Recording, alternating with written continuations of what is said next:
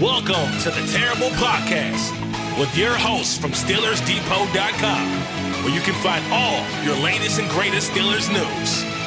It's Dave Bryan and Alex Kozora, always lit, talking Steelers.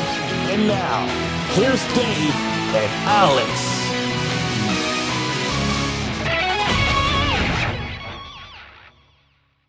Welcome to the Terrible Podcast, Season 16, Episode 52. He's Dave Bryan. I'm Alex Kozora, SteelersDepot.com. Thanks for being back with us this Wednesday, Steelers Nation Day. Mike Tomlin holding his press conference. Jamar Chase appeal denied, injuries, roster moves, and getting ready for Week 12 against the Chicago Bears. A lot going on. Dave, how you doing? Yeah, I'm doing good. Middle of the season here at this point. Looking forward to this upcoming game against the Bears in Chicago.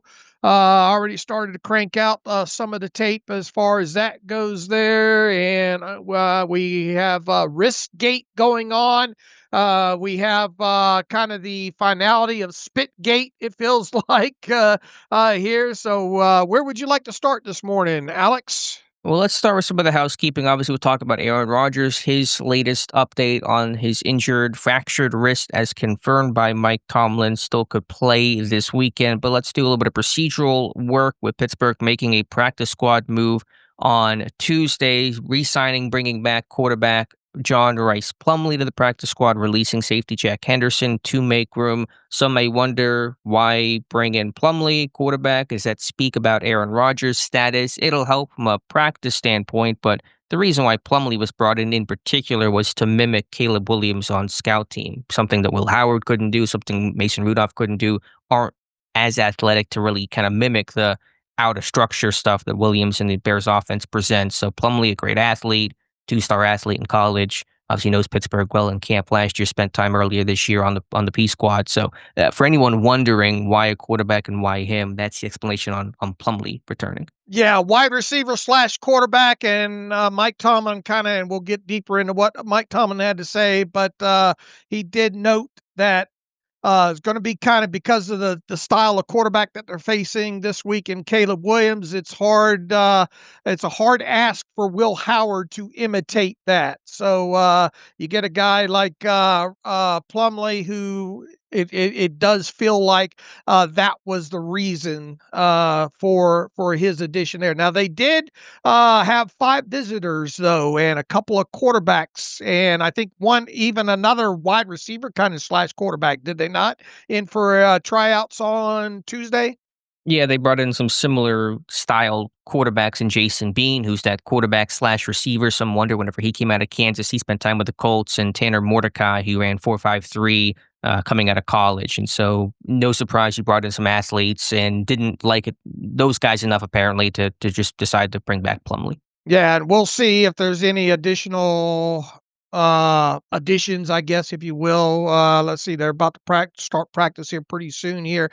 So any transactions will be formally announced here coming up probably during this show, hopefully.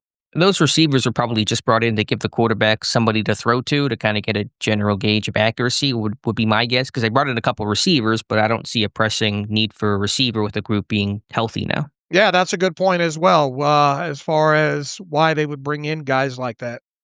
And somebody made a good point on Twitter. Plumlee probably going to stick around the next couple of weeks because you're facing Buffalo and Baltimore these following 2 games. So Josh Allen, Lamar Jackson, you're going to want someone to mimic scout team there, and I assume Plumlee will retain those duties. Yep, that's a good point as well. There's always deeper layers to just names on a sheet, right?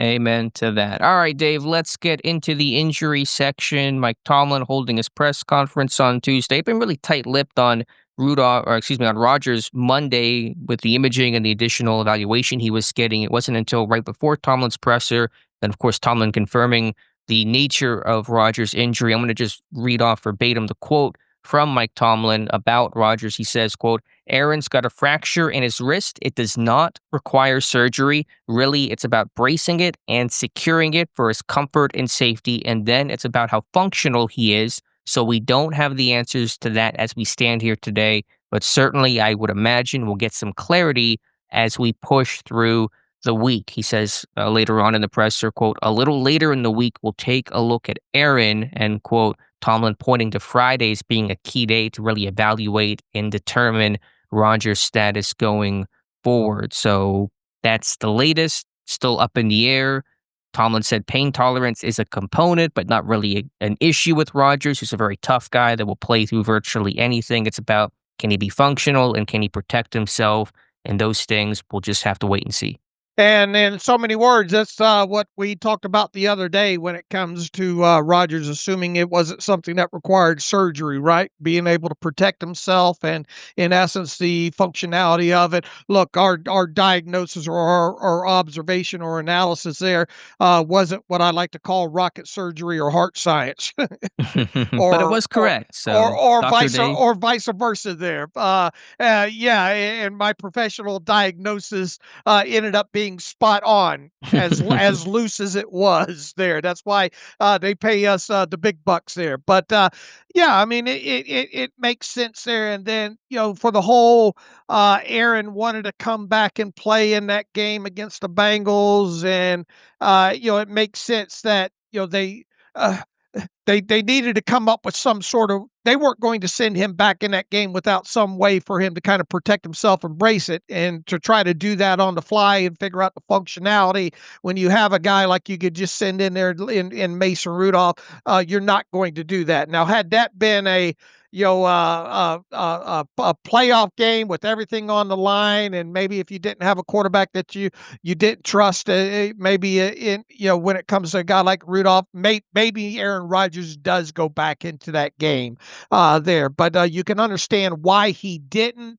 And then the interesting thing now, the rest of this week here, Mike Tomlin said on Wednesday, Aaron's not going to work, and they'll kind of leave the plan open from there to probably try to experiment with a bunch of different contraptions on that left wrist. And, they're not concerned about Aaron and practice as far as, knowing the game plan and probably being able to execute that. It's just how functional he would be and would he be able to protect himself and all? And that's going to be the biggest thing of this. And that's why I probably think we're heading towards uh, Aaron maybe being even listed as limited or not practicing on Thursday, and then getting to Friday and then taking a good look at him. And then even when the status report comes out on Friday, I could see it being questionable. And look, that kind of maybe can work in your favor a little bit, as I put out on Twitter this morning, because right now, if you're the Bears, you have to prepare for Mason Rudolph. You have to prepare for Aaron Rodgers there. Now, the flip side of that is how much difference is there? It's the same picture meme. It feels like a little bit. Yeah. Look, obviously you're going to tailor some things more to what Aaron Rodgers, to what Mason Rudolph likes to do and play selection there. But overall, how complicated is this offense with either quarterback running it there? So, and remember, that was an intent by Rooney. Rooney made that offseason comment, we want our backup, and started to be the same stylistically, so it isn't Russ and Fields where the offense changes dramatically. This was intentional for Pittsburgh to have a similar number one and number two in terms of how they play. Right. So there is a plus to it in at least that if you're the Bears, you don't really know who to prepare for. And then the Steelers on the other side can obviously get Mason more reps this week in practice and do some of the things that he likes to do in case he does have to start. I guess the question now becomes, who should they start? What is the right direction here? And I've got kind of mixed feelings on this. I think in looking at what happened in the tape of the second half, and fortunately and unfortunately, you only got two true possessions with Rudolph in that game against the Bengals. And once again, most of it was probably tailored to Aaron Rodgers, even though Mason could run it. But would how different would things have been? How much of, did the wind factor into it? You had the lead. and then how much could you get implemented of like Mason Rudolph likes to run in that? Because once again, we saw more than anything, we just saw a shorter passing game. Overall, you didn't see the ball pushed down the field a lot. However, I keep pointing back down to that third down conversion to Roman Wilson, the longest air yard attempt and completion of the game, which is a huge factor there. This offense really benefited once again from the yards after the catch, which seems to be an ongoing, whoever's going to be in there at quarterback seems to be an ongoing need for this offense to move the football to get explosive plays. And all. What I'm getting at here is, I guess, is if you have any question whatsoever about Aaron Rodgers being able to have functionality that you want to see, him not thinking about that functionality, how it might impact his game, and how he can maybe protect himself. To me, and if you have the confidence in Mason Rudolph that Mike Tomlin and Arthur Smith and these players claim to have, why wouldn't you go with Mason Rudolph if there's any question whatsoever here? And look, you could still dress Aaron Rodgers as the backup, and you could still dress Will Howard as the emergency number 3. But you go into the game with Mason Rudolph getting the start here. Yeah, that's an interesting thought about Rodgers being the backup. That happened with Ben that one time, and then Landry Jones got hurt against Cleveland, and then Ben came off the bench and looked like old Ben, and Pittsburgh blew Cleveland out of the water. So that is one possibility. When we talk about functionality, how do we define that in terms of what that's going to look like? I think it's a couple things. A, can you grip the ball, taking quarterback center exchanges from under center? Can you protect the football with your offhand? I don't know how they're going to really get to drill that in practice because you're not hitting the quarterback. You might do some stuff with the foam things they will whack the quarterbacks with occasionally, but those are kind of the functional things that Rodgers will have to show. And then, of course, as you said, there's the safety element, the protect yourself element. I know Rodgers is a tough guy. He's played through a lot of stuff. He played hurt last year. He's played through a bunch of injuries during his career.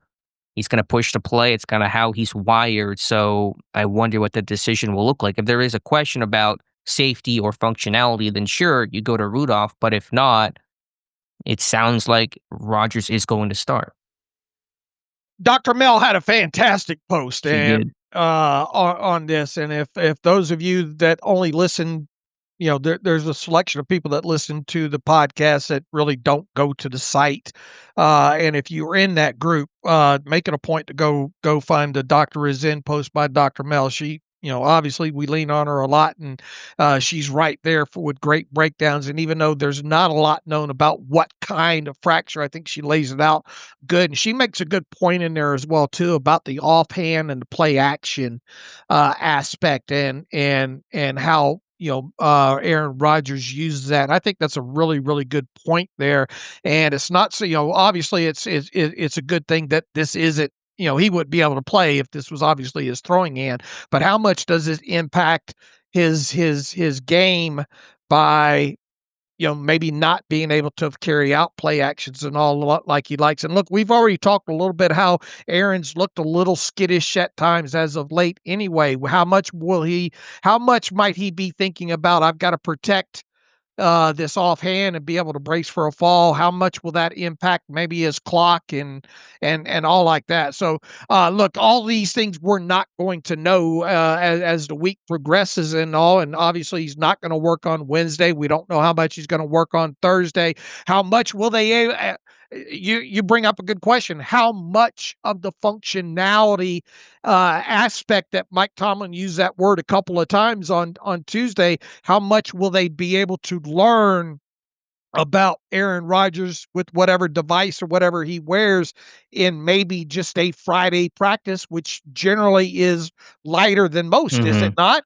Sure. It's usually lower key by Friday, doing more situational stuff and not quite as intense. But of course, for a quarterback, it's, you're not ever part of the physical component of practice. So I don't know if it's going to change it as much for a quarterback as it would for other positions. What is your gut telling you right now in terms of won't he play Aaron Rodgers on Sunday? I'm mixed because Aaron's going to want to play, right? Right. And I know Mike Tomlin tried to downplay the whole. He was asked along the way, Aaron really wants to play Chicago, but you go back to before even he actually signed what he was on with that singer or rapper or whatnot or Mike Stud. yeah, I still don't know who that is. That's okay. Let's let that one go. All right. You could tell, Chicago is a game that you would think that he had circled on the schedule along with Green Bay and all like that, and obviously, the Steelers lost to Green Bay, and he likes going to Soldier Field and tormenting Bears fans, and has during his career. He's got an unbelievable record against them and all like that. So I imagine the competitor in Aaron Rodgers is going to be pushing to play and all. I don't know if I have a gut feeling as much as I have a err on the side of caution feeling. And to me, it feels like some of the verbiage, and we trust Mason, and Mason did a phenomenal job, and we've come to expect that and all. I wonder if the right decision here is to start Mason, to dress Aaron as the backup, and then see how it goes. And remember too, this is a game you'd like to win. Every game on the schedule you like to win, but this is an out of conference game too, right? So there's a little less, and coming up, being that you did get I don't want to say must win, but a game that you had to win out of the way against Cincinnati. How much does that play into it? I don't think that plays a role into it. Okay, maybe it doesn't here, but I think and look, Aaron could use a bye week if we're being honest here, and another week to kind of get over this as well too. I personally am leaning towards, and I don't know which. My gut tells me I don't know which way this is going to go. I guess if you press me and say, all right, Dave, you got to make a decision here. Mm-hmm. My gut tells me Aaron plays, but that's what mine says too. But my 30,000 foot, and I'm not waffling here because I don't know. Yeah, no one knows. The team probably doesn't even know exactly right now what's going to happen. My gut tells me Aaron plays. My practical 30,000 foot view for everything that I laid out here says that without seeing anything that goes on behind closed doors and knowing more about the extent of the injury, my other gut tells me I should start Mason Rudolph. Does all that make sense? Sure, it does. I think the idea is really interesting about having Rodgers become the backup. So if Rudolph does start this game, would you rather an slightly injured Aaron Rodgers be the backup, or Will Howard, a rookie who's never stepped inside a stadium before, including in the preseason due to a broken bone in his hand? So that could be an interesting scenario of how that plays out. But if I had to guess right now, Rodgers will start. He's played through a ton of stuff. He's a competitor, not just because of the Chicago element, though that's part of it, but he's just a guy that wants to be out there and has been one of the more durable quarterbacks, torn Achilles aside. So that's where I sit. But obviously, this thing's still very much up in the air, and Friday seems to be true decision day.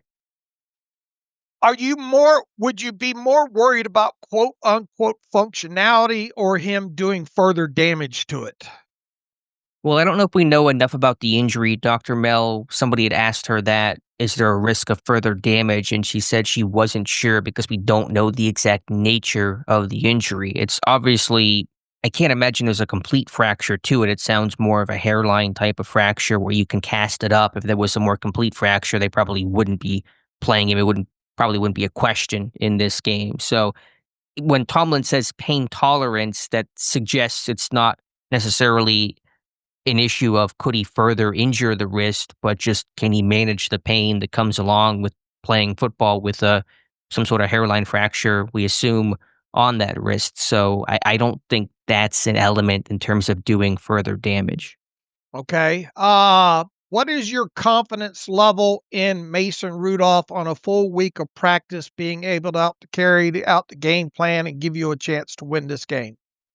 It's high. He is an ideal number two quarterback. Like, I think he is the best backup quarterback in football. Maybe not from a pure talent standpoint if you stacked up every number two quarterback, but in terms of everything you look for in the idealized world of a backup quarterback, somebody who comes in, runs your offense exactly how it's supposed to be run, takes care of the football, makes good decisions, can move an offense, can run the show, has come in, like I said, Monday off the bench, full week as the starter, last second COVID year. Like, he's done every situation that you can put a quarterback in and come out on the other side. So he really is an ideal, smart, veteran quarterback who can run your offense, which is exactly what you look for in a number two option.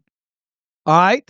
Is he, and we obviously didn't get to see it in the Bengals games, probably for multiple reasons here, and main, you only had 2 possessions, you had the lead, you're working off of a game plan primarily designed for Rodgers, but let's face it, it could probably be interchangeable. It's not that complex and all. Do you feel like there's a chance that Mason might push the football down the field more in this game against the Bears if he was to start and play? He could, he might. It's certainly in his wheelhouse. He's got a good arm. He's got really good accuracy on his downfield throws, and Rodgers hasn't done a whole lot of that and hasn't been terribly effective doing so. But to me, the calculation for the team is if Rodgers is cleared and can play, he plays, and that's where the discussion ends. And that's what they'll have to investigate and figure out these next 48 hours. Right. But if you have any question whatsoever, if you're the coaching staff and you do have any element of wonder or little less confidence than you would on any other given week, not a yeah but type, well it's okay, then everything that we agree on when it comes to Mason Rudolph, then he should start. Yeah, if you're seeing something in practice that makes you nervous, if you feel like your offense has to change to protect Rodgers in a way that'll hurt the offense as a whole, then Rudolph should start. Absolutely. Right. And that's the determination I think this team will have to make really Friday. I Friday. assume they probably will get Rodgers some practice time. In fact, Tomlin said Rodgers needs to practice because they have to kind of get a look at this thing to determine what is functionality, what is safety, and all those kinds of things. So won't practice today. Probably, well, we'll see on Thursday, and then we'll see he certainly will practice, or at least try to practice on Friday, maybe on a limited situation, limited basis there, and the team will go from there. Because, I mean, is this thing going to get better in a week against Buffalo? It's still going to have the same probably hairline fracture, so if he can't, you're probably in a similar boat these next couple of weeks until this thing heals. It doesn't need surgery, so it's going to have to just heal on its own, which will take some measure of time. Yeah, but I'd rather give him 1 week instead of no weeks, and but yeah, you're right. I mean, we don't know the type of fracture and all, yeah. Dr. Mel did great with the amount of info that's out there, which obviously, isn't much. But this thing's not healing by next week. So at some point, unless Rodgers is out the next month, he's going to be playing through this injury at some point. Maybe not this week, but then maybe the following week. Right. And look, you can always start Rodgers and not like the way it's going, and then it's hard to get him off the field once you have him on the field. Yeah, that's the least ideal situation to have to make that change. Obviously, if you have to, you have to, but that's not the intent. I wouldn't be going in. I know Jerry Dulac talked about the short leash you could give Rodgers. I don't want to go into the game ever thinking a short leash for a starting quarterback. I guess for me, it comes down to if your confidence is that high that Mason can go out there and do everything that you want to do, and maybe more even with pushing the football down the field, why wouldn't you just go that way and then worry about next week? I get that, but if Rodgers says he's good and you're not seeing anything that says he isn't good and wouldn't be capable of protecting himself, then how do you tell him no? Right. So I'm with you. I think my gut is telling me that Aaron's going to talk his way into this somehow. Right. But your idea of Rudolph starting and Rodgers as the backup, I think is interesting, plausible scenario. That's what I think that I not, knowing what I know and don't know right now, that's the way I think I would attack this thing. Yeah. Mike Tomlin said Will Howard could get some first team reps this week. He said, we'll see. Praised Howard for being a sharp guy. Obviously, if Rodgers can't play, Rudolph will start. Rudolph will get the bulk, if not all of the first team reps until Rodgers sees some action. But they may want to give Howard some extra reps just in case Rodgers is completely inactive and Howard is that backup quarterback who is one snap away. Well, there's a whole multi-layered discussion there on top of it too. For starters, whatever practice time you have cut out that Rodgers is not going to get, then I think obviously Mason should get the bulk. But it would not, in other words, whatever the regular schedule would be, I would sort of stick to that and just let Will Howard have what Mason Rudolph would normally get, because obviously you're not going to have to worry about Will Howard running the scout team, right? Because you brought Plumlee in for that. And wouldn't it be good to get just in general, even though he's going to probably be the emergency number 3, this would be a good point to kind of see where he's at in practice for Will Howard getting 4, 8, 12 snaps with the first team. Yeah, I don't know how many snaps it would be.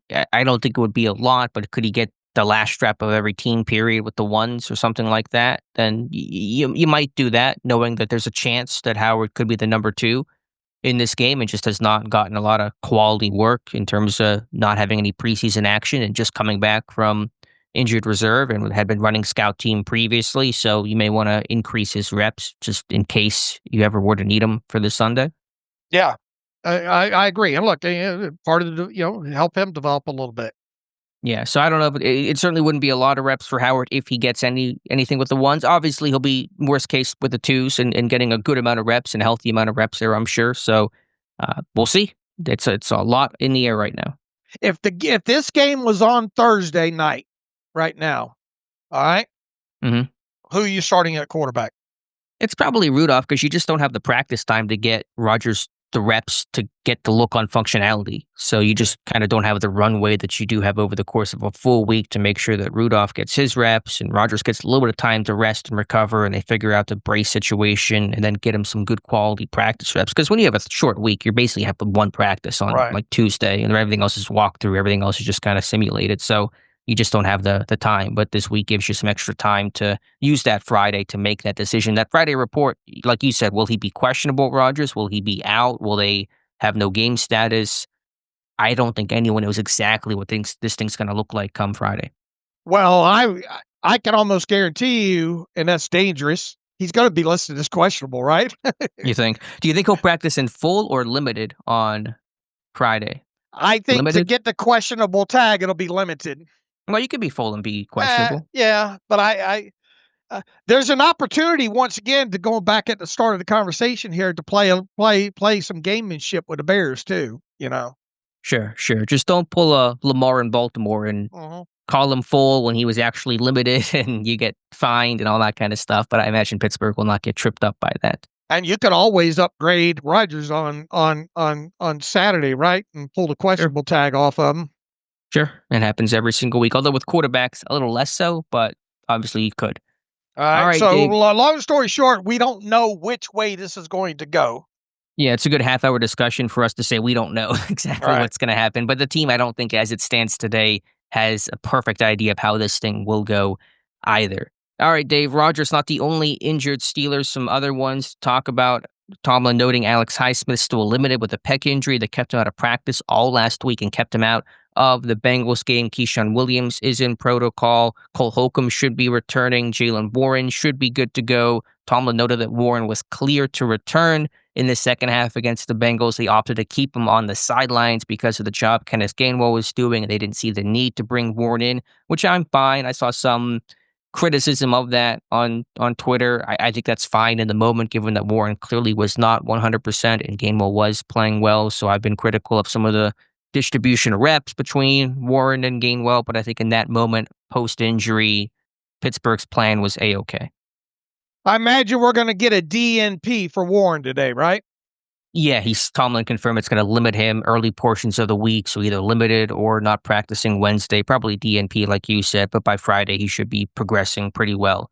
Here's the other question, Dave, and this one we could have a little back and forth on. Darius Slay, other side of protocol, was limited Friday, which signals you're going through protocol. He did not play against the Bengals, of course. He should be probably full for Wednesday, or at least very much close to it, which is all part of the stages of protocol, returning to practice, baseline testing, making sure you're good, no recurring symptoms after exertion. But Slay, good chance he plays. The question is, will he start? Was asked about that. Will Slay start? Will Pierre get the nod? How will they divide up reps given how well Pierre is playing? Tomlin said, yeah, and then he said he'll play. And so the question is that confirmation of Slay starting or confirmation of Slay playing? You have some thoughts today. What do you think? Yeah, and I was careful as soon as this happened to give people peek behind the curtain there. What goes on behind the scenes there in our Discord channel and all, where we have a lot of discussions about, content and how things are going to get written and stuff like that. I saw a lot of the media, a lot of the Pittsburgh media, right out of the chute saying that this means Darius Slay is going to start. And I imagine it's because of the way that the question was asked. I think it was, if Slay is healthy, does he step back in as a starter, or will you stick with James Pierre? And just knowing Mike Tomlin, he says, yeah, he steps back in and plays. We're certainly going to continue to play James. He's deserving of that. But if healthy, Slay is going to play. Well, I was real careful to point out in the Discord. I think we need to be careful here about saying that Slay is going to start here. I think just personally, Mike Tomlin has left himself some wiggle room here in just saying, yeah, he steps back and plays. He did not say verbatim, yeah, he steps back in and starts, even though the question was, does he step back in as a starter? Is that Mike Tomlin just being careful there? Or is this Mike Tomlin actually saying, yeah, he steps back and starts? Or is this, yeah, he's going to step back and start, but James Pierre is going to see a lot of playing time here. And then later on, he was kind of asked a question about how do you balance playing? It was a very great, I thought, worded question. How do you balance playing experience versus playing hot players in the case of James Pierre and Darius Slay, where Pierre is breaking up a lot of passes, and I know it's because he's getting those targets, but overall he's playing at a high level, balancing using that hot hand versus bringing in the experience. How do you balance that as a coach, making that decision as far as who to use? And Mike Tomlin was not going to get caught there. So what did he say? I don't have the quote in front of me. Can you read off the quote? It's easy to remember. Thoughtfully. Okay. Well, he gave some other expanded quote about when you're the backup, you get targeted. He gave a fuller answer on Pierre. Well, he was asked about Pierre and the past breakups and all like that, and he says, well, he's the backup and, that's going to tend to happen. You're going to get targeted more. It was more along the lines of, I took it as more, he was answering the question as asked. Pierre's got a lot of breakups. And he says, well, he's going to get a lot of breakups because he's targeted more.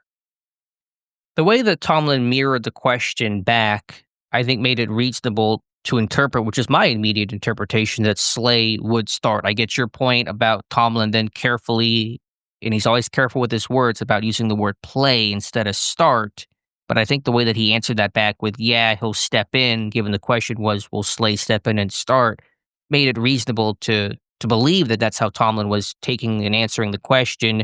Could this be the Rodgers vaccinated versus immunized, the whole debate semantics? Maybe, but I still think Slay would start for veteran deference, but there's going to be maybe some sort of rotation. It'll be very interesting. Tomlin also, as you said that Pierre is going to have a role. They're going to play Pierre, but Slay is is at worst going to have some sort of role, and I imagine that still will be in a starting capacity unless Pittsburgh's in their base defense because Slay's been losing playing time in the base defense, and so I wonder how that's going to look. So I don't know exactly how this thing's going to shake out, but I do think it was reasonable to interpret Tomlin's answer as Slay will start, but I get your point about Tomlin then saying play instead of outright using the word start. Right. And I think that's where thoughtfully comes in here, because I imagine he does want to be careful with a veteran like Slay and stepping on his feelings too terribly much. But thoughtfully, I think Slay starts, quote unquote, starts. But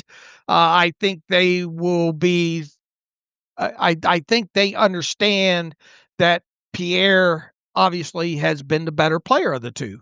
But what does it look like? Do they rotate every other series? Because they've not played a lick of dime the entire season. I imagine that will not change. And so you have three cornerbacks on the field at any time. Eccles is your slot. Porter, of course, is a starter. So you got one spot left between Slay and Pierre. What does that look like for both to play, which Tomlin, we can confidently say, he's indicated both will at the very least be playing in this game, assuming Slay is cleared? I think they give Slay maybe an opportunity to make a mistake or two, and then go to, you just hope it's not hugely detrimental.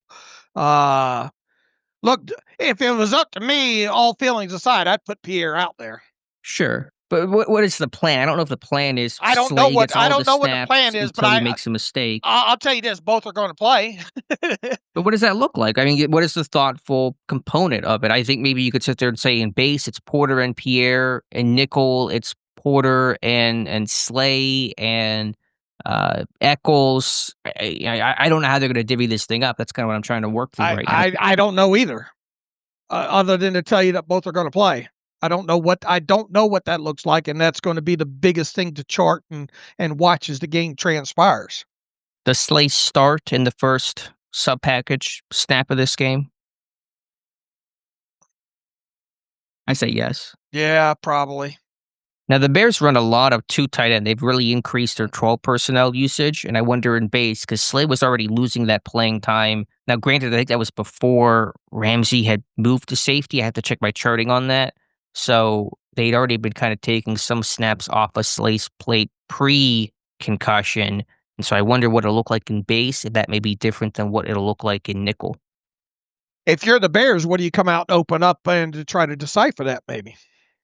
I don't know if they're necessarily worried about Slay versus Pierre and that early on. They're going to have their game plan. And like I said, they're running a lot of 12 personnel with Kmet and Loveland. So I assume you're going to see a lot of tight ends in this game that'll put Pittsburgh in its base defense. What should they do? I mean, Pierre's been the better player. I think you got to go with Pierre in this one. But I think the money they're paying Slay and some sort of veteran respect is going to give Slay an obvious role. I mean, to try to have a best of both worlds, I think in base it should be Pierre and Porter, because you're going to be in base a good amount of this one. In nickel, you may give Slay the look, and you may rotate Pierre and Slay and nickel is kind of what I would do. All right, so you would expect Pierre to outsnap Slay. In the scenario that I'm creating, this is not necessarily my prediction for how it's going to go, but if I'm kind of trying to cobble together a game plan, yes. Okay. Which I think most people would agree with. And look, they've got their receiving core over there. They obviously got a Dunze, and they've got the young kid over there. They've been getting more involved in. They got Luther Burden, DJ Moore, the tight ends. Right. So, I mean, and then you got the tight ends to worry about. They'll use both those tight ends, and as you said, the tape the last couple of weeks has shown an increase in that. And them use a multi-tight ends. So it'll be certainly a situation to watch. You would expect a rotation of some sort. What it looks like, I'm not quite sure. But as Tomlin says, he'd rather have too many options and too many possibilities than not enough. He made the quip up, and this was about the inside linebacker situation of Holcomb and Harrison. But it's only a problem when you don't have enough guys to figure it out. When you have too many guys, you'll figure it out, and that's okay. Sure, it's a good problem to have, but it's also there's also the aspect of who's the better player, Right. Most people say this is not a problem. Just play Pierre. He's been the better Right. player, and he's been on fire. And so, again, I support playing Pierre as much as possible. But realistically, knowing that Slay is going to play what this thing could look like, I think Pierre, Porter, and base, maybe a rotation of Slay and Pierre and nickel with Eccles, of course, playing in the slot. How many missed tackles does Slay have this year? Do you want me to look it up? I'm trying to look you it up checking right now. efforting? Yeah. Defensive grades. Don't know. Let's see for the Steelers. And Pierre's missed a couple, but he's been a pretty good tackler overall. A couple things in space on smoke screens he's missed. He leads the team. 7 missed tackles. Slay? Yep. Yeah, he has more than Queen. I think Queen's got more missed Oh, tackles. I'm talking about secondary. Oh, DBs. Okay. Yeah, that doesn't surprise me. Yeah. I mean, granted, now Porter's missed some time, and Pierre hasn't played full time, and so Slay was. I mean, he's obviously missed the last game, but he's got probably one of the higher snap counts in the secondary. Elliott's missed time, so part of that's a volume thing. I don't know what the percentage is. I assume Slay's not looking great on a relative basis, but just some context. Slay's got a 16.7 missed tackle percentage. Yeah, it's pretty high. He's probably one of the higher in the secondary. I'm gonna guess. Yeah. He is the highest in the secondary. As far as the entire defense goes, missed tackle percentage, Malik Harrison, believe it or not, leads the team 30.8, Nick Herbig 23.5, Queen 21.1, Harmon 17.6, YA Black 16.7, tied with Slay at 16.7. All right, there you go. So something to watch for sure. Again, Slay still has to officially clear protocol, which he has not officially done yet, has not exited the protocol, but that'll probably happen by Thursday. Yep. All right, Mike Tomlin press conference. What else? Obviously, that was the bulk of it about Rodgers and the overall health of this team. First injury report dropping later on Wednesday. Tomlin spoke briefly about the Jamar Chase situation, and just to kind of loop everybody in on that, though I'm sure most people are aware, Jamar Chase suspended one game, appealed it, and it was denied by Jordy Nelson, the arbitrator who heard the appeal, and so Chase is out this weekend. No suspension for Jalen Ramsey. Will he be fine? Probably won't know that until Saturday at 4 p.m. when the NFL releases that information. Tomlin was asked about his reaction to everything that transpired and had a great all-time quote. He was asked basically, is there a message you send Jalen Ramsey in moments like that? And he says, I have no message. When somebody spits on you, do what comes natural. So really kind of endorsing and certainly okay with Ramsey throwing the punch after getting spat on. Yeah, I think if anybody other than maybe a James Harrison or a Jalen Ramsey, maybe introduce a little woe in there. But those two guys, and I effectively said this the other day. There, you're not going to spit in Jalen Ramsey's face there or on him and not expect some sort of retaliation. Yeah, for a veteran, I think for any veteran guy, Tomlin would have that stance. Maybe for a young guy, there may be something there, but I think Tomlin also understands, and players have talked about it. We mentioned it Monday, spitting on somebody, basically the most egregious thing you could do on a football field. It's 10 times worse than punching somebody or calling somebody a name or whatever. So I think Tomlin understands when that happens, everything's on the table at that point in terms of how you respond. All right, did the league get this right? I think so. I mean, Chase suspension, you saw Jalen Carter not get suspended, but was out that entire game. So that's a de facto suspension. And you got to send this message that stuff will not be tolerated. So players don't start doing this more and more, because it does certainly get players heated, as it should when somebody gets spit on. So it's a message to send. There's no place in the game for it. This cannot happen. It's happened a couple times this year, happened in the college game. There's got to kind of be a pretty good crackdown to make sure these things stop from occurring. Somebody, I imagine it was a Bengals fan, somewhere in my mentions on Twitter, posted the clip of, remember Trey Turner a couple of years ago? Yeah, the guard. Going after and looking like he spit on, I think it was a Raiders. I think maybe it was a Raiders that they were playing there. Did anything ever come out of that Trey Turner Well, there was no incident? suspension. I'm sure he was never. Was he ejected from that game? Do you remember? I want to say it sounds right. I'm trying to remember. Yes, he was ejected. Okay. Trey Turner was. Well, I'm reading some headlines. The story's kind of coming back to me. I'm reading a headline that says, ejected for spitting on a player. Trey Turner says he was spat on first. Okay. Tomlin then backed up the claims, and so that was what happened there. But it was Turner was ejected for spitting. I don't know when that was in the game. Maybe the fourth quarter. Maybe late. Seemed like it was later in the game. Do we know if Turner was fined for that? I'm going to assume he was. There was no suspension after the ejection.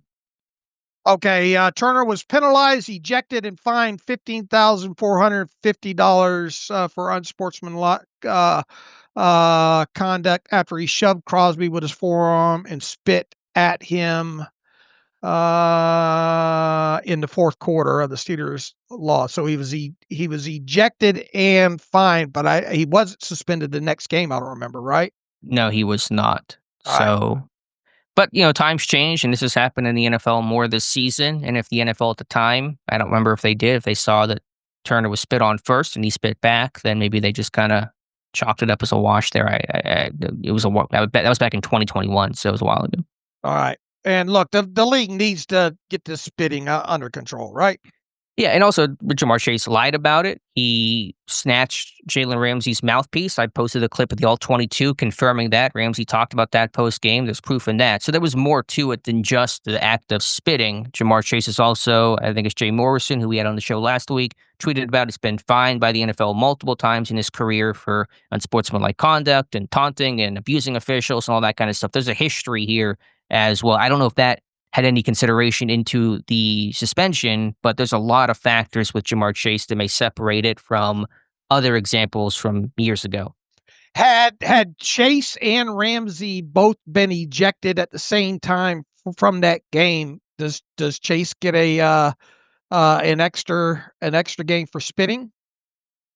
That's a good question. I don't know what the NFL's because there's no hard and fast rule on the policy of spitting. And again, with Jalen Carter, the NFL chose that as a de facto full game because it happened before literally the first play. It was after the opening kickoff. Somebody got hurt. Everyone's kind of milling about while they're checking on the injury, and then Carter spit on him. So I don't know how much you have to play until the NFL considers it a full game or not. So, if you do it in the first half, do you not get suspended? If you do it in the second half, do you get suspended? I don't know if there's a real clarity on that, so I just don't know. Should the league come out and take a known stance on if a player spits, and regardless if he's ejected in a game, whenever that happens, even if it's in a situation like with the Eagles guy, who was that? Jalen Carter. Yeah, Jalen Carter right at the start of the game and essentially missed the entire game. Should the league come out and say if you spit, they can prove it beyond a reasonable doubt that you have to sit out the next game as well too? I think so. There's got to be some clarity here, so doesn't feel as case by case. So yeah, I think you crack down pretty hard on this and have that very much in the rule book and explicitly stated for next year. Even if you, in a situation of Carter where you essentially miss the entire game, should you get the next game? In other words, should there be any loose gray area of when a player might be ejected from a game? Yeah, I don't think you should have it that way where you say if you spit on a guy early enough, then you won't get suspended for the next game because that just invites too much. It opens a door. It's not as strong as it needs to be. This stuff can't happen. It's been happening too often. Like I said, NFL college game, and it does really get players pissed off, and it could create brawls on the field. You're always worried about that aspect of it. So yeah, I think you have a very hard and fast rule. You spit on somebody intentionally like that at any point in the game, you're out the next game. Also, with Carter, he got the de facto suspension, but didn't lose the game check the way that Jamar Chase is losing $500,000 of a game check. When you're suspended, you forfeit your game check too. So you really want to have that extra penalty of not just missing time, but also having a very lighter wallet. Well, the thing with the game check, though, is that varies from player to player, though, too. It does. But additional penalties, and especially for star guys. But it just to say that, because Carter was punished less than Chase. He missed the game, but he didn't get fined the paycheck. Right. Chase is missing a game and getting fined. So you want your penalties to be as uniform as possible, I think. Right. I agree. I agree with all that there. All right. We covered Riskgate. We covered Spitgate. Now, Shadorgate. Shador Sanders will start this weekend officially, according to Kevin Stefanski. So he will get his first start, and we'll see how that goes. Against the Raiders, too. That's a game we won't be watching, but maybe should watch. I want to watch a little bit. I want to see how it goes, although I'll let Josina Anderson's tweets tell me everything I need to know about I Shador wasn't going to go that way, but I went there for you. Look, I know I've said this over the years, both on Twitter and on this podcast over the years. I think my opinion on Josina has changed, unfortunately, over the years with how she's reacting to all this. She had a lot of insider stuff and all. She really, I thought, did a good job for a long period of time. And I saw her go from a Denver beat writer up into kind of a national type person and all like that. She is really acting weird when it comes to Shador Sanders. And and even not only that, just some of the other stuff that she's put out there on Twitter as of late, Shador Sanders stuff withstanding, she's really not she really has hurt her credibility, it feels like.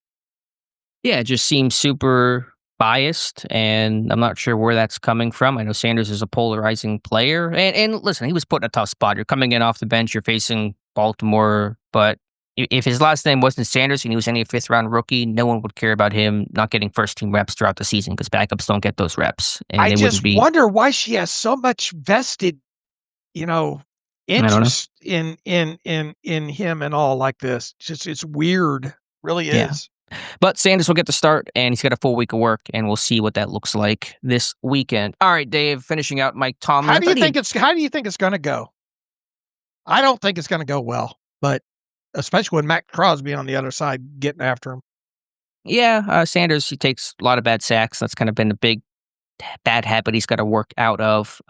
It probably won't go well, but he's got a whole week of practice to get those starting reps. That'll help. So we'll see. I'll just take it as it comes. All right, where to from there? Mike Tomlin made an interesting comment that I thought would get a little more noise, but I think with the Jamar Chase stuff and, of course, the Rodgers injury, it got overshadowed about Darnell Washington, and was asked about is Washington getting physically better, having that really big game in this viral moments, angry run winner, very cool t-shirt that Kyle Brandt and company made to honor and award him. He says, Tomlin does on Washington, quote, I don't know that he's physically gotten better. We might just be discovering him. And interesting comment about your third-year tight end, who's been a big body and has made those plays at Georgia, as Tomlin talked about. So kind of interesting to I don't know if Tomlin intentionally meant it or not, but to kind of acknowledge we haven't been using this guy in the past. We probably should be using him a whole lot more. Well, look, when we go back and remember what Darnell Washington, there are two things I specifically, or actually three things that we knew about Darnell Washington coming out of Georgia. Obviously, a big physical dude that you could use in the run game as a blocker, right? Sure. Yeah. Mountain of a man. All right. Second, well, actually, maybe four things. He wasn't utilized all that much in the red zone at Georgia. Of course, when you got guys like Brock Bowers and the receivers and all that you have in there, I imagine he was low down on the totem pole there. Number three, the way they used him leaking out and the things that he would do after the catch were notable, right? He wasn't catching the football all that much down the field as much as he was catching it closer to the line of scrimmage, but making people pay for it. With the unique size and athleticism that he had, enabled him to have some highlight moments after the catch in those situations. And I guess the other thing that sticks out in my memory about his Georgia tape is huge catch radius, right? Was that one against like Kent State? We talked about him reaching back, making a crazy grab. Yeah, that he had for a guy his size and and the contested catch ability. And we've already seen that on tape in the NFL level with him just a couple of games ago, right? We were talking about, man, he caught a couple of balls that probably not a lot of people catch there. So how is that? If there's one way they have not utilized him, which that really plays into the rest of this offense, is hitting him in stride going down the seam. However, we saw a couple of games ago with them lining up at the start of the game and releasing and going down the field and catching. So what is the undiscovered aspect that they are just now knowing with him? Because a lot of that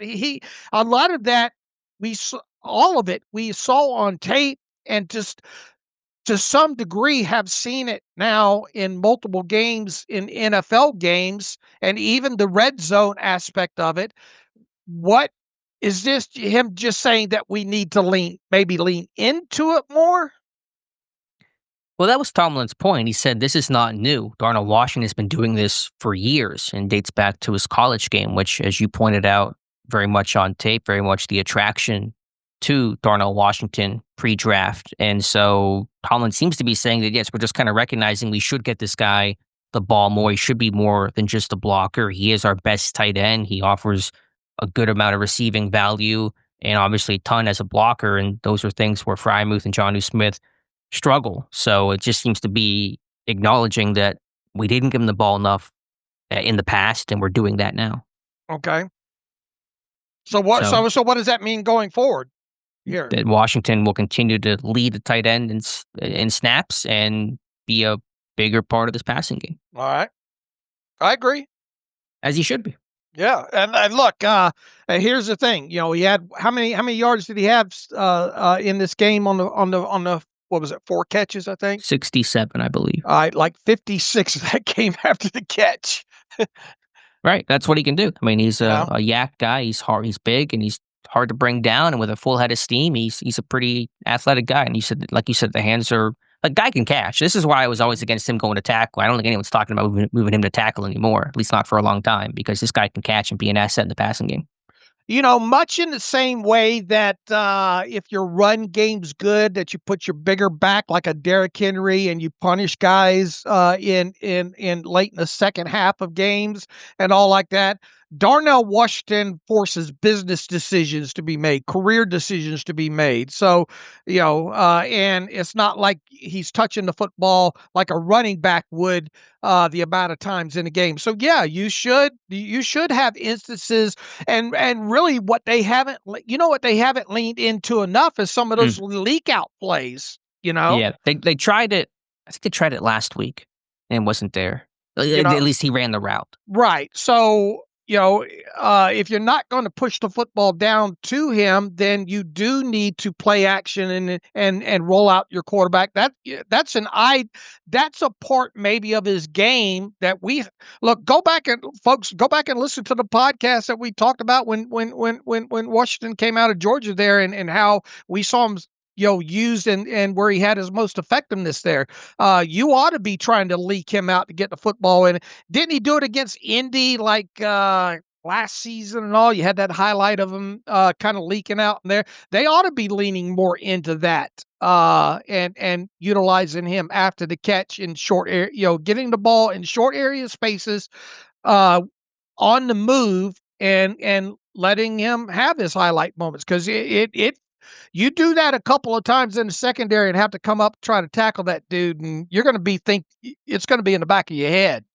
Yeah, they've run Wyleek, I think, twice this year, I want to say. He hasn't been targeted in those moments. There's specialty moments where you want to have the element of surprise and have this guy kind of get lost. Jonnu Smith sort of had one that wasn't true Wyleek, but where he blocked down and caught a touchdown against the Bengals. So it's in the playbook. You just don't see it a ton because you want it to be that element of surprise and not littering your tape. But yeah, I mean, as you said, business decisions.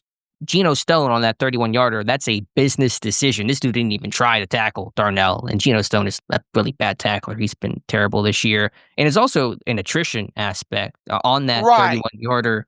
Like, he stiff arms Barrett Carter, but the play before, Washington ran over Carter in coverage. Not intentionally. They just kind of got locked up and Washington just steamrolled him. And then I don't think it's a shock that the next play Carter then gets stiff-armed to the ground because you just got run over by Washington and got to go try to tackle him. And it's got to hurt to tackle this guy. It's got to suck to tackle this guy. You don't want to do it. And so I think it's got a mental component to it and an attrition component, trying to tackle this big guy all game. Gets the Bengals defense that is historically bad tackling. It really eats at you, I'm sure. Now, look, am I saying this is a 60 or 70 catch guy a season? No, but there should be a happy medium into how he was being used to how he can be used. Yeah, 3-4 targets a game, which is what he's been getting recently. Seems to be solid for him. All right, some news coming across. LC Greenwood is a semifinalist for the Pro Football Hall of Fame class of 2026. Hopefully that goes a little bit further now. Yeah, it's a guy that deserves to be in Canton. He's part of the Steel Curtain. One of probably the biggest snub in Steelers history who's not yet in the Hall. That's probably fair to say in terms of those eligible. So he's made it close before, and you got to get him the whole way. So we shall see. But he's one of 9 semifinalists in the seniors category, right? Right. Yeah, this is part of the seniors category. Ken Anderson, former Steelers quarterback coach, also one of those 9 semifinalists. All right, this might be the last good chance for him, right? And it seems like we said that like 7 years ago. I don't know. We say it every year. I don't know. There's a limit in terms of how long you can be on that ballot or those types of things, but certainly hoping this is the year for LC. All right. Where to from here? Covered Tomlin pretty good. Nothing else really to note there, unless you had something else to note. Like I said, Holcomb and Harrison. With Holcomb's return, how will they divide up labor? Harrison been working in those 2-5 packages, those 3 inside linebacker looks, and some base work as well over Peyton Wilson. Tomlin said, good problem to have. We'll figure it out. Think we can get into the All-22 of this Steelers Bengals game. Yeah, did you mention Keyshawn Williams being in protocol or no? I did, yeah. Okay. So he's got to go through protocol. We'll have to see. As Tomlin said, protocol will speak for itself. Generally, guys in protocol miss at least one game with a concussion. Hasn't always happened in Pittsburgh. Slay just missed the weekend this past week. So I'm going to assume that Williams is out, but we'll see what practice looks like. Again, he's got to work through the protocol. It's a multi-step process, which includes a return to practice before getting cleared. So take it day by day. All right. How would you like to get into the All-22 here? And really, you've told a pretty good story on the site as far as that goes. I guess we'll start on the defensive side. We already talked a little bit about this coming out of on the Monday show and all there. And once again, I don't think we learned all that much more about defensive, what worked well and kind of the differences overall there, but we were able to define it a little more specifically there. This team ran a lot of split safety stuff against the Bengals this time, a lot more kind of zone cover 2 type situations, and we saw a lot more inverted cover 2 on this, and the utilization of being able to roll down guys like Ramsey and Kyle Duggar into the middle of the field, which certainly paid dividends. They made an aspect of forcing the ball to go up underneath to give Joe Flacco a lot different picture here. What did you think about Mike Tomlin's repeated kind of comments, I think both after the game and on Tuesday, about, well, we had a better idea, a better plan, based on not knowing what kind of guessing what Joe Flacco was going to do. And obviously this team kind of want to lean more into man coverage the last time around.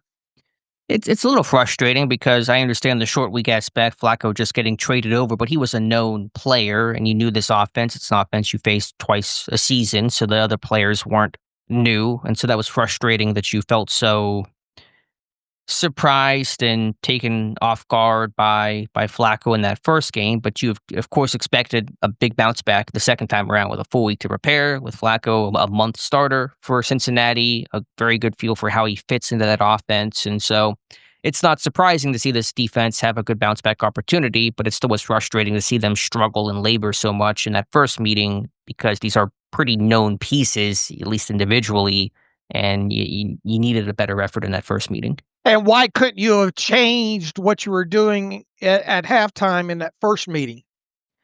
Yeah, I mean, those things can be tough in terms of halftime adjustments. And, Pittsburgh, again, Pittsburgh tried a bunch of different stuff in that game. It's not like they were trying one game plan. They ran every coverage possible. I think, in fact, the benefit in the second time around in Sunday's game Pare down. was you simplified your menu. We have the coverage data. Pittsburgh ran fewer coverages. They ran a lot more zone, ran a ton of cover two, inverted two in this game. And so it was just kind of a pared down menu, which maybe just helps guys play faster and think less. And I think in that first game was kind of, okay, we got to throw everything at Joe Flacco because he's a vet and we got to be able to confuse him, and you might confuse and do yourself more harm, cut off your nose to spite your face kind of thing. So I think Pittsburgh kind of pared things down, simplified, and executed at a really high level. Yeah, with the split safety, you almost invite middle of the field stuff, but with rolling the guys down in there presents a little picture, and we saw the benefits with the pressure going hand in hand of it. And then look, even when they, a lot of the passes that they did give up of any distance were kind of the end breakers in some of those zone areas, but you were tackling the catch in those situations and not get. In other words, you were living to fight, another day. Now, obviously, in some of those, you hate to see some of those third downs convert. One of them that could continually sticks in my head is the ones that are converted, ahead, behind the chains that you miss the tackles and you let get above the chains there. But for the most part, you were inviting that stuff to come over the middle, and they didn't connect on a lot of them. And a few that they did connect on, you were right there to have hard hits or quick tackles after the catch. Yeah, it was a lot more cover two, a lot more cover four in this game. So you had some safety support, allowed corners to play a little bit more free. You took away the vertical sideline throws. The one to Higgins was zone. It was extended. It wasn't, the stuff that killed you in the first game. So just a more simplified game plan. Of course, guys played really well. Porter had a great, all the corners had a great game. Right. So, there's an execution component, obviously. You had better run defense, which helped. Pass rush was not getting a ton of sacks, but I thought got a decent amount of pressure in this one. But yeah, more zone, more too high. Simplified menu. That's what it took. Right. You'd like to see them a little bit stouter in the run game still, right? You just not allow those explosives. They allowed 2-3 explosive runs. I think everything else besides that, obviously you can't just wash that away, but there wasn't that drip that the Bengals had in that first game of consistently running well and consistently on schedule, and Brown consistently finding the hole. They were spilling runs better in this game. They were forcing Brown laterally. They just had a couple of mistakes, open up the second half, the 35-yarder, a couple other runs that got out. So there's things to work on, but I certainly saw marketed improvement in the second game. All right. The other aspect I think was notable that you laid out in a nice film room, very well put together film room with various clips of the last several games here is the 3 outside linebacker package. And even in this game without Alex Highsmith, they leaned into it there. Kind of recap that. Yeah, it's something that Pittsburgh has had in their playbook since last year. It's been harder to run at points with some of the injuries, but you had good depth this year. You had Sawyer this year. It's why you go get a Jack Sawyer. So your depth is always strong, and you don't feel like you're ever limited in terms of being creative as a rush unit. And you play the 3 outside linebacker look in those obvious pass situations. They did so on the Kyle Duggar pick six. Was a great stunt by Herbig to loop around into the opposite B gap. Watt got one-on-one. So just a lot of different variations of it. You can do 4-man pressure, 5-man pressure, 6-man pressure. You can do stunts and twists. You can bring DBs. You can drop guys out. You can bluff looks. I mean, you can do just a ton of stuff with that look. You get, a guy like Herbig over the right guard. I mean, Herbig has beaten right guard so many times we this year. talked about that too, even ahead of this game, of how good he is of interior rushes. Yeah, and I was a little concerned last year because I was worried about the lack of size. Obviously, Herbig has, and could these guys kind of stonewall Herbig? And it wasn't super effective last year. Herbig rushing off ball and over guard, but he's really perfected that cross chop, which is how he's beating these right guards a lot. And they got to deal with speed. They got to deal with somebody they don't normally have to face. They're expecting and planning to deal with big defensive linemen and Cam Hayward's bull rush and Derek Harmon, and now you got to deal with Herbig slithering through these gaps. And so there's just a different look for linemen to deal with and the twists and games. And so it's been a really effective package. And obviously once Highsmith returns, it'll continue to be effective and something hopefully Pittsburgh can lean on. They got to put themselves in those moments by stopping the run, by creating third and long, by playing with the lead. So they got to do those things to be able to utilize this. But whenever they have been able to, it's been really effective. All right, I was going to look at this. I was trying to cram some more Bears tape in before we got started, along with going back through the Bengals tape again. And I meant to look at your charting for this, but ran out of time here. How many times and when was the three linebacker package used? In Outside this game linebacker. Yeah, specifically? yeah. Let me pull it up here for you. Again, these are always used in obvious pass situation, end of game, end of half, third and long type of moments. Just give me 1 second. You want the total number of snaps they Yeah, use? number and then situationally. Okay. I got to refine my charting because I got to mark it a little bit differently because they have sometimes they sometimes will do three backers with the third inside linebacker being on the field, Malik Harrison. That's a rundown, run stopping kind of situation. So I need to probably filter that out of my charting here All a right, little while bit. you're doing that, looks like Michael Penix Jr. will undergo season-ending surgery for a partially torn ACL. So, going to be Kirk Cousins' time for the rest of the season over there in Atlanta, and they're already behind, record-wise and all. Going to be a tough season for Raheem Moore and company over there for the rest of the way out, it feels like. And that's the third time Penix has torn his ACL. This is to the other knee, I think, but a lot of knee history there. I got 5 snaps of this package against the Bengals, all on third down distances of 11, 6, 8, 6, and 9. Okay. All right.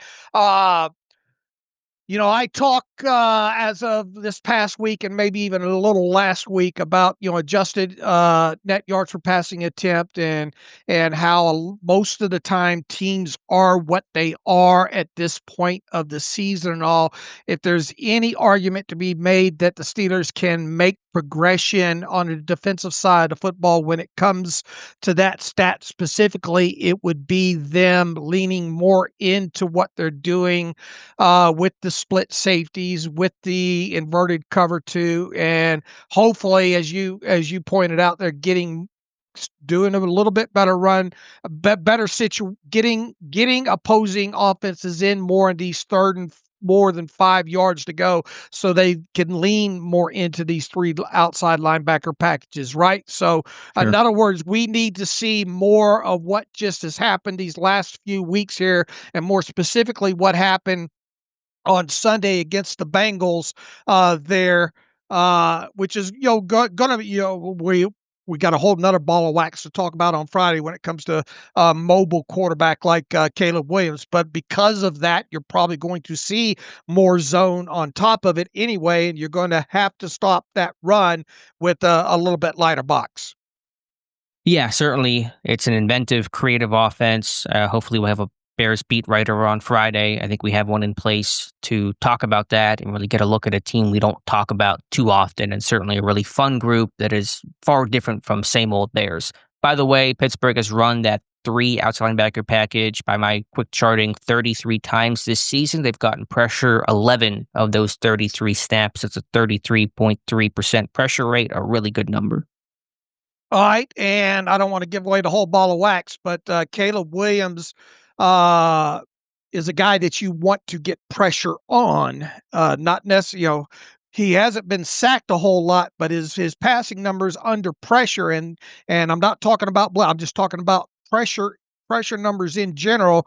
You got the fine line of pressuring and keeping them within the pocket as well too. So can you get that accomplished? Can this defense get this accomplished that way? Yeah, the question is, do you blitz Caleb Williams? That'll be kind of the question of how you get pressure on him. What's the best way to go about that? We'll talk about that more on Friday. Pittsburgh officially announcing the practice squad moves we mentioned. They are calling Rhys Plumlee a receiver, but I imagine he's playing scout team quarterback this week. All right.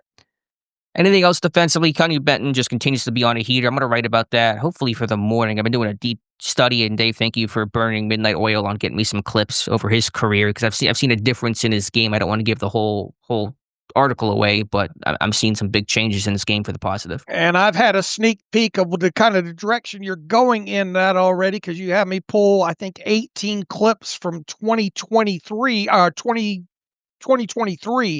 to go along with that. So that's something. You want to give a quick Cliff Notes teaser on that a little bit more? There's a Beyonce song that relates to Keanu Benton. I'm going to try to finagle in my article tomorrow. All right. That'll be the tease. But he's playing great football. I mean, that's the bottom line. And this is why you have to be a little patient with guys sometimes. I know it's quick to make the reaction to a couple weeks in. This guy sucks. Get him out of here. He's a bust. Whatever was being said about Ben and others. Fryermuth, Highsmith. But give these guys some runway. Give them some time. Let's look at a fuller picture.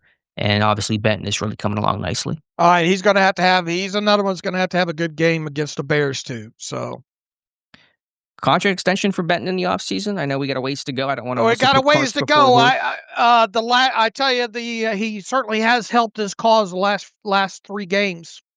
I think all these guys have. Darnell was going to get an extension. How do you not pay this guy? Porter, Porter. I think Porter's playing good football. I think he had a really good game against the Bengals. I think his man coverage has been solid throughout the season. The penalties, of course, still a problem, but you've seen improvement. You've seen his technique improve. He's going in the right direction. Right. You've got these guys that we were kind of questioning about. And look, Herb, we've talked about Herbig all season. What'd you think about Herbig development against the run? I noted on that the other day there. I think he's playing the run a little bit better too. I think he's played it always better than people think. He does it a little differently, sometimes kind of getting around blocks as opposed to just traditional stack shedding and setting the edge. But yeah, his run defense is not a liability, not even close.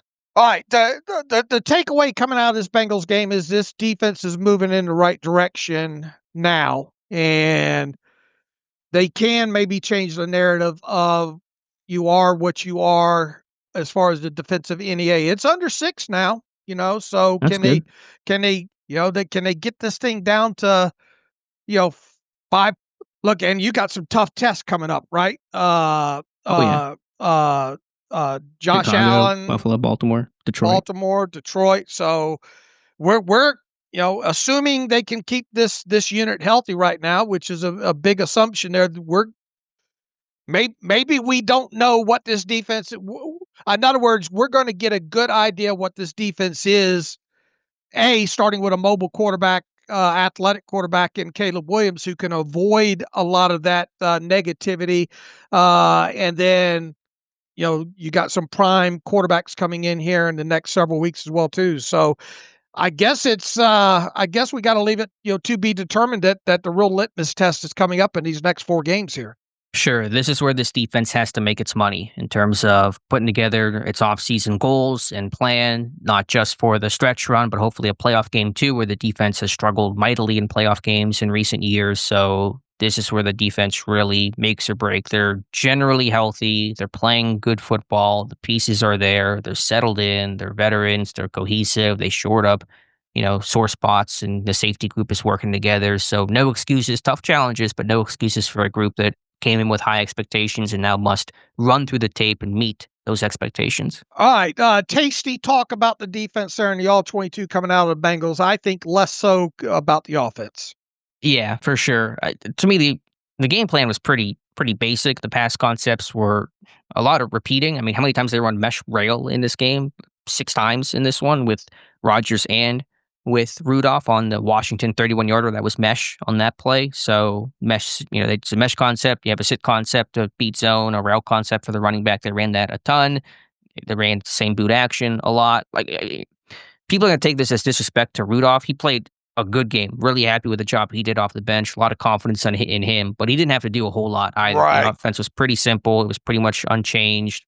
Guys getting yak. He made a good throw to Roman. That was a good call.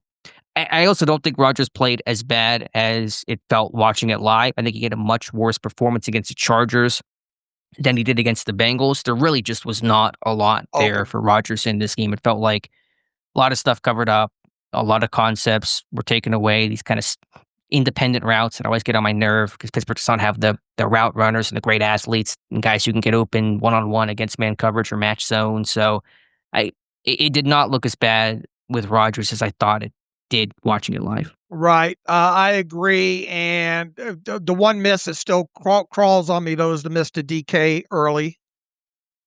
Sure. I mean, there's some things that you can certainly zonk Rodgers for. On the scramble drill, could he hit Roman down the right sideline? Maybe. If you could do that one over, probably take that chance. So, I mean, there's some You're working low to high there, though. Yeah, this is not part of the progression. You're in a scramble drill at that point. You're booting out to the right. You want Johnny in the flat. It's not there. DK's your next read. linebackers underneath, but with a tough squeeze there.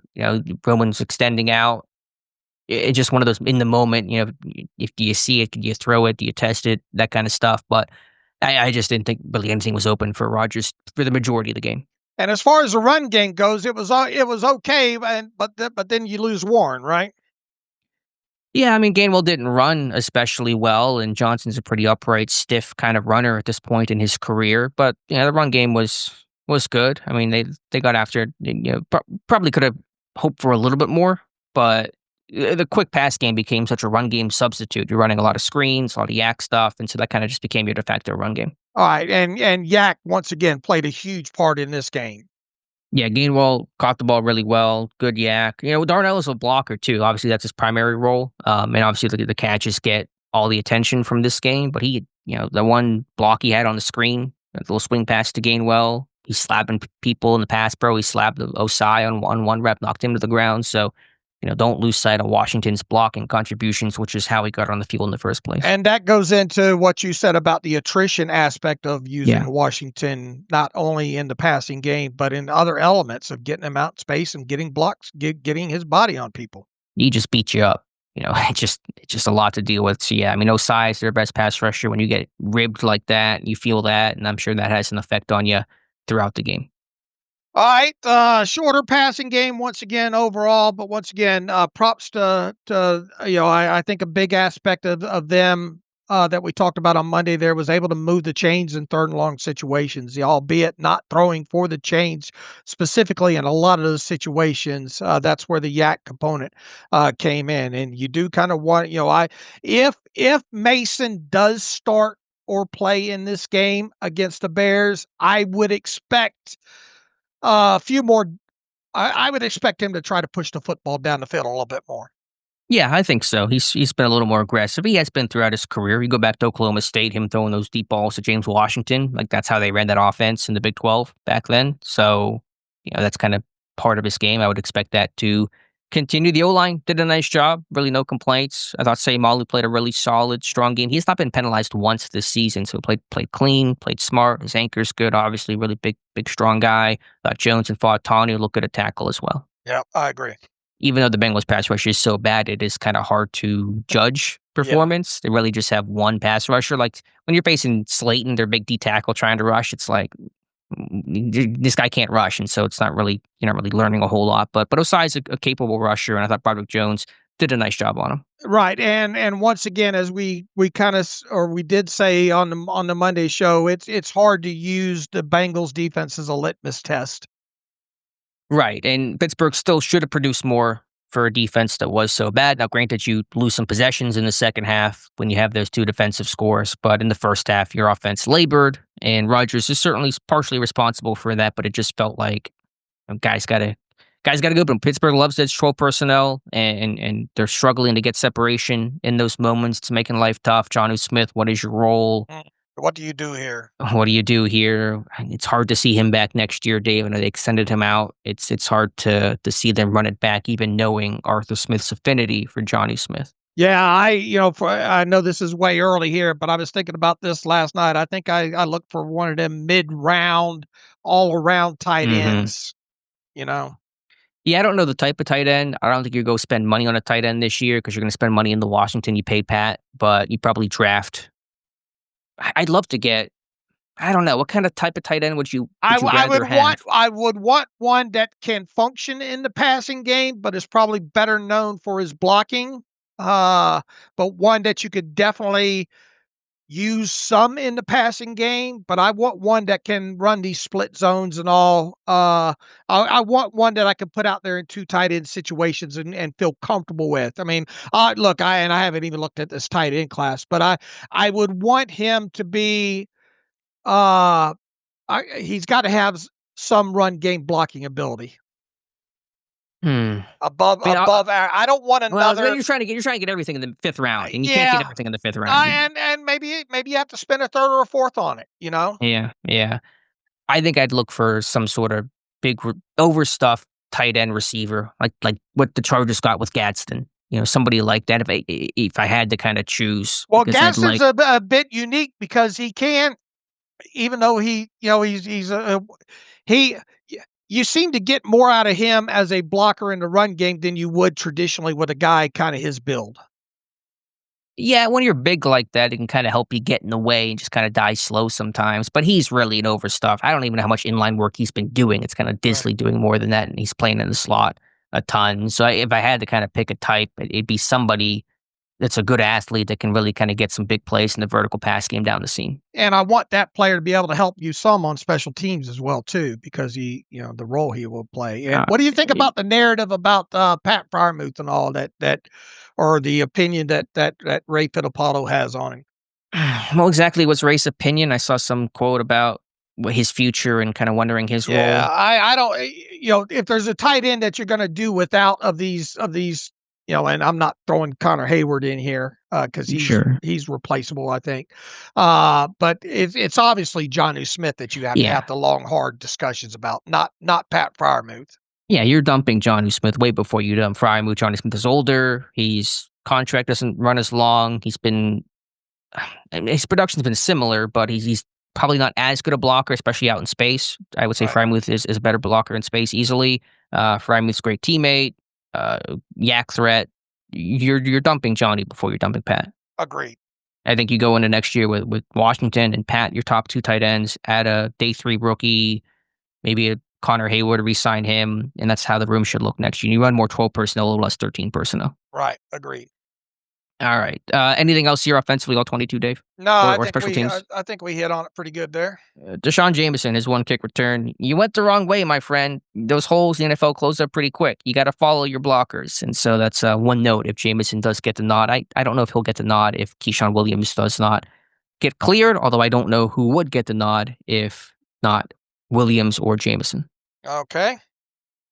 All right. I think that's all I got, Dave. Anything else? Let us know. If not, we can get to some reader emails and close out today's show. All right. We got a few of them in here. We'll try to plow through. Lenny Barsakowski back in here. Dave, first of all, I love the Bengals beat writer. He was just a pleasure to listen to. He's definitely my favorite one, talking about Jay Morrison there. Anyways, when you make your final prediction this Friday, I have a request.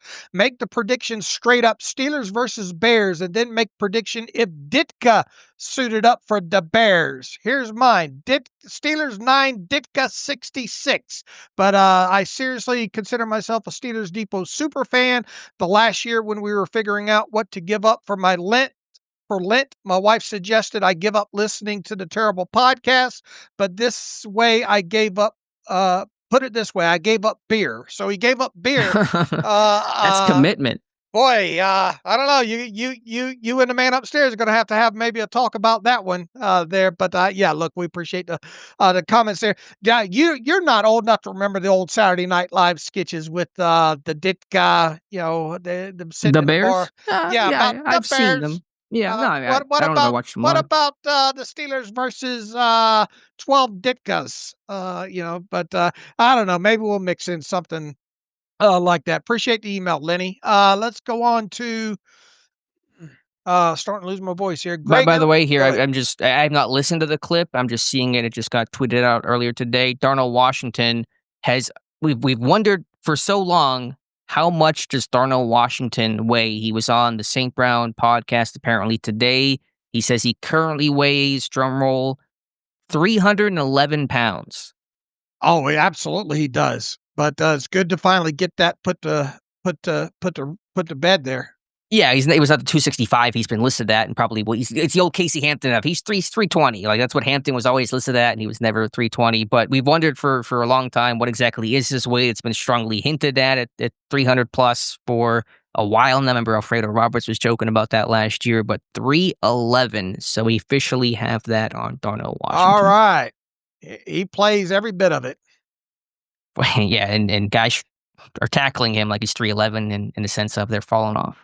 All right, I got that tweeted out there. I imagine we're going to write about it now. PFF grades from Gregory Hoffman. He writes in, "Hi guys, always a lot of talk about PFF grades. How does PFF do it? Do they have a team of people looking at every game?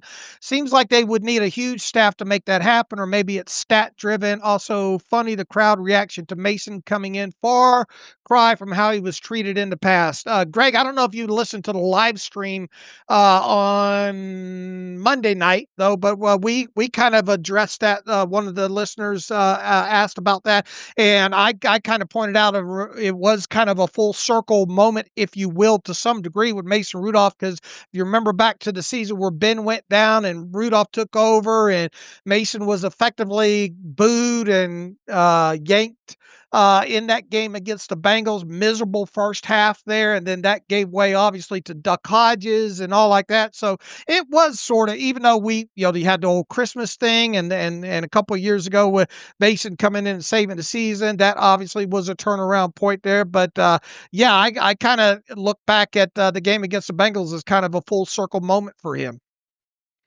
Yeah, I think it's a great point by you to kind of talk about where it started to where it's at right now. Everybody loves the backup quarterback, but Rudolph has done well to earn that. Obviously, he's played well. He played well in 2023, and it has shown kind of how career arcs can go. You can really turn your career around. How you start your career does not always define where you end up. That's been true of him. It's been true by a lot of different players, and I think he's accepted his role really well. And to come back to Pittsburgh obviously meant he enjoyed his time here. He didn't have to re-sign with the Steelers this offseason. He could have easily gone somewhere else. Pittsburgh has not always treated him the best in terms of the organization and the fan base. So big respect for Mason Rudolph. Absolutely. As far as PFF grades go, I don't want to go too far down this.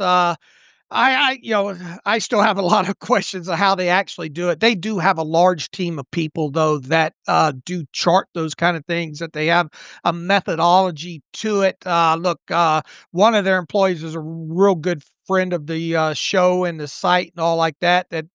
I think their charting that they do is second to none as far as some of that stuff. I do question a lot of the coverage stuff and the overall grade methodology, and I think they're continuously trying to work on that. All I will say is I do know they have a team of people that look at every game. I know they're double checked and all like that due to kind of how they go about grading.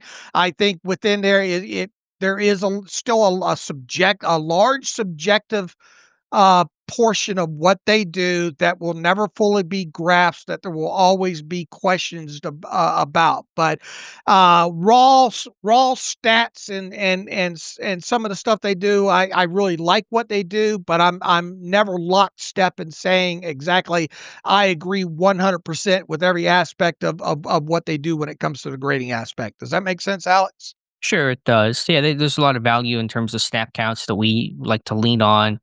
Just wish there was more transparency of their grading process, and I imagine they don't make it super transparent for business and propriety reasons, but also they may be subjecting themselves to more criticism if they did open up their process all the more. So, I don't know. You either love it or hate it. They'll keep doing their thing.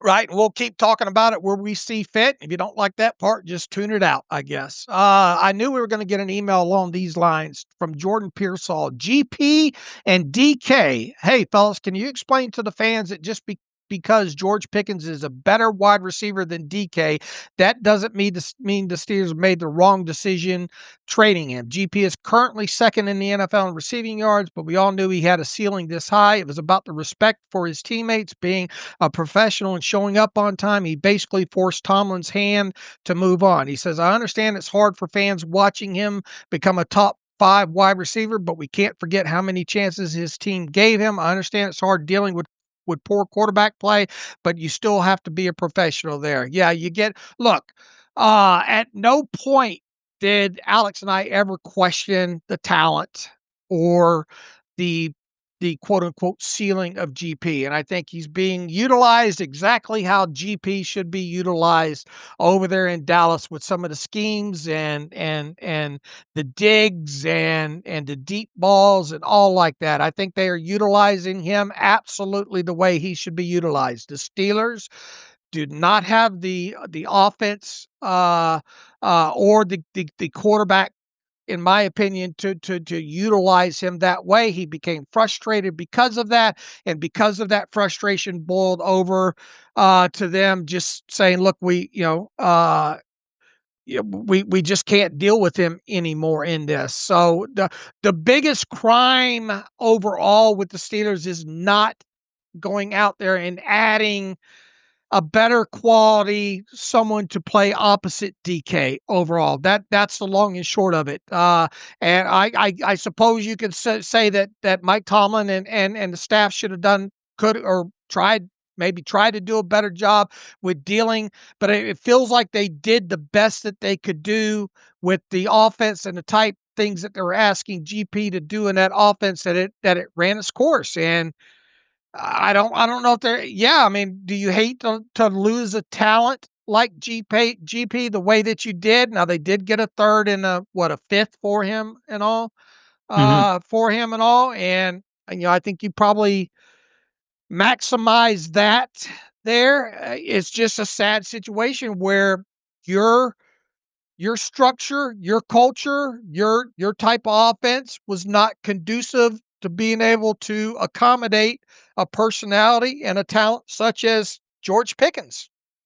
Yeah, I think it just had run its course. I mean, it's not, again, as I said at the time, and I didn't love the trade at the time, but it was not hard to understand why Pittsburgh traded George Pickens. They were not re-signing this guy after 2025, so at the most you had one more season with him, and it just had gotten too fraught of a relationship. And it's no surprise to see him do well in Dallas. The talent was there, better quarterback play, better passing offense.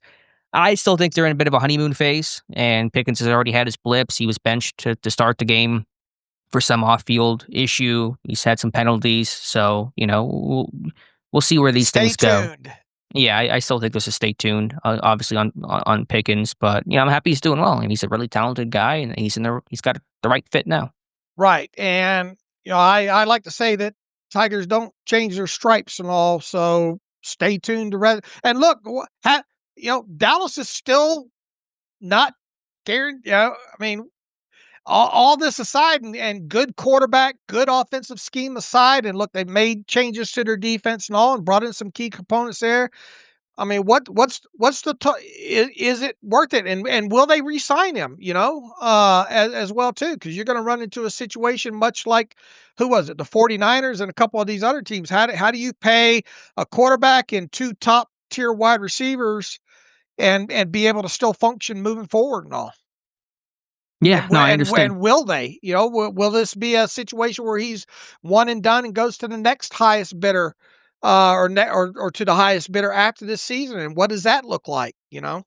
Sure, sure. No, stay tuned for all of that. By the way, Brandon Cooks, Saints wide receiver, officially being released by the team. According to Nick Underhill, they've agreed to part ways, and so Cooks will hit the open market. All right. Be interesting to see where he lands. Luke Weaver writes in Pierre's revenge. David Ox, I just want to say how excited I am to see James Pierre balling out. I was starting to get on the hype train in 2021 to see what our toolsy young corner could do with some reps on defense. Then he got torched by some rookie named Jamar Chase. That game damn near ended Pierre's career as a corner. He rarely got defensive snaps after that disaster.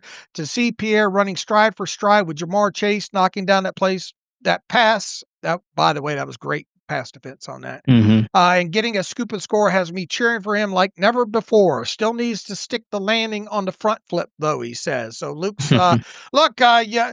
What is that tweet you put out yesterday about the Steelers secondary rounding into form?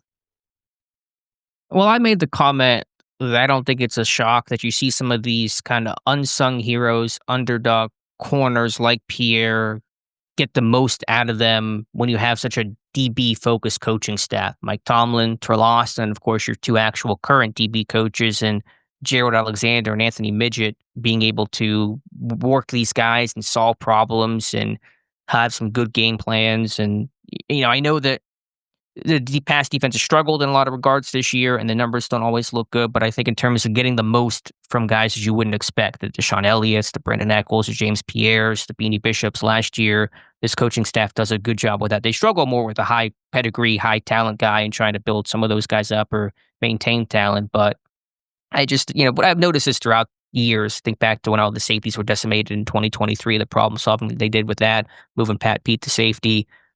I just think when you have a lot of defensive back-minded coaches, you can kind of work through those things better than maybe other teams, and that was my comment. All right. Let's see. Let's take one more here. We got more in here, but And just the defense, those guys were feeling it. Sunday. Like, they were physical, they were fast to the ball, they were hitting hard, they were amped, and so that certainly felt the confidence of this defense. I should just note that. I kind of felt that come through the All-22. Real quick, today's the deadline. Is it today or tomorrow on Corey Trice Jr.? Yeah, I should have mentioned that with the injury. It's today. Today's the deadline. I don't know. But it has to be by 4 p.m. They have to open his window. I don't know if we'll hear an announcement. There's usually no announcement by the team of, like, he's not coming back, so it'll just kind of be, like, by default. But today is the deadline for Trice. Right, and I think we'll officially see it listed on the transaction sheet, though, as however they term that. Will it be like remains on IR? Yeah, window closed, something like that. I forget how they term it there, but I believe, in other words, if they don't announce it pretty soon, then we can probably assume that he's going to stay on IR the rest of the season. But there will be kind of an official board on the transaction I think there sheet. is. Yeah, Okay. I'll be sure to tweet that out. Yeah. As soon as I see it. Okay. All right, one final one from Sean here, and apologies if we haven't got to your question here. Just keep them coming here. Salary cap technical question. With Jamar Chase getting suspended and losing a game check, does that money get credited back to the team the player plays for, or does it go to the league in some sort of fine fund? Approximately $500,000 is a nice chunk of change for somebody to either be credited or refunded. Thanks for taking my question. Love the show. You guys are the best. Thanks, Sean. Yeah, the Bengals will get credited that back against the cap. And then obviously they won't have to pay him the game check on top of it. And an interesting thing I think Mike Florio wrote about there, that for future guarantees when it comes to Jamar Chase, I think something along the lines of he has to be suspended for like 4 games or something in total for it to impact future guarantees and all like that. So I think he used up one of his 9 lives there. Has he been suspended for other games since signing that big deal? I don't think he has he? No, he just signed it this year. No, he's not been Right. suspended. This is his first NFL suspension ever. He's been fined a lot in the past by Right. the NFL, but first suspension. Yeah. So NFL fines, true fines, go to charity, but suspensions like these are just credited back to the team. Right, exactly. Now, we'll be interested to see if he's fined on top of it, but I don't think he will be. Yeah. We'll see if Ramsey gets fined, and we'll go from there. All right. Okay, we got through the good selection of emails there. Real quick, what should the Steelers do at the quarterback position? Alex and I talked about it here. What does your gut say the Steelers will do with Aaron Rodgers, and what should they do? Should they just start Mason Rudolph regardless here? Interested to get some feedback on that. Send an email or a response to that to theterriblepodcast@gmail.com. Maybe we'll read off a couple of those on the Friday show there. So with all that, as usual, you can follow me on Twitter /X at Steelers Depot. Follow Alex at Alex_Kozora. Follow the show at Terrible Podcast. Email the show, theterriblepodcast@gmail.com. If you like what we do and want to donate, SteelersDepot.com. Hit the donate button. Also, if you like an ad-free version of the site, SteelersDepot.com. Hit the ad-free button and follow the directions that way. And until Friday, as always, thanks for listening to the Terrible Podcast with Dave and Alex.